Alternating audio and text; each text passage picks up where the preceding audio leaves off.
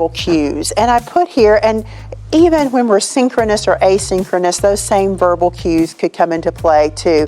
And when we're talking about synchronous communication, we're talking about, you and I, we're talking together right now. You are on the receiving end, and I'm talking to Pam at this very moment in her beautiful orange color that I love.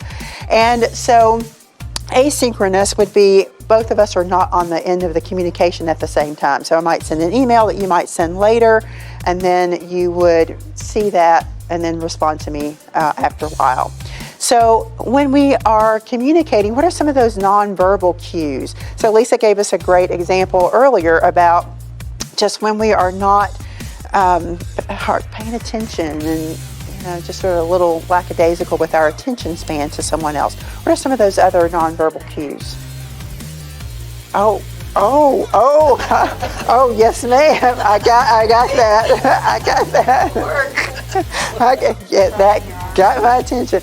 Crossing your arms, which people say really closes the other people off, and sometimes it's a very natural way and comfortable way to stand.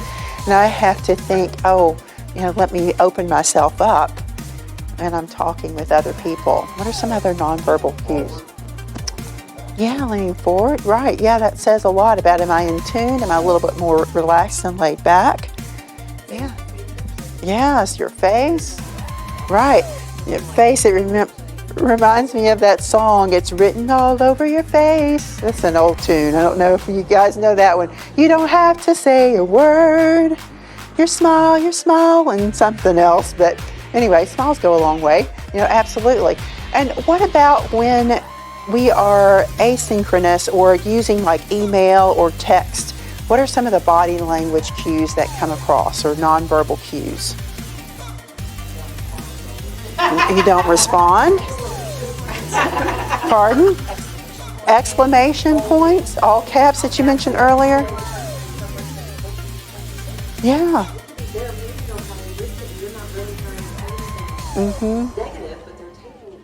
Right. Yeah.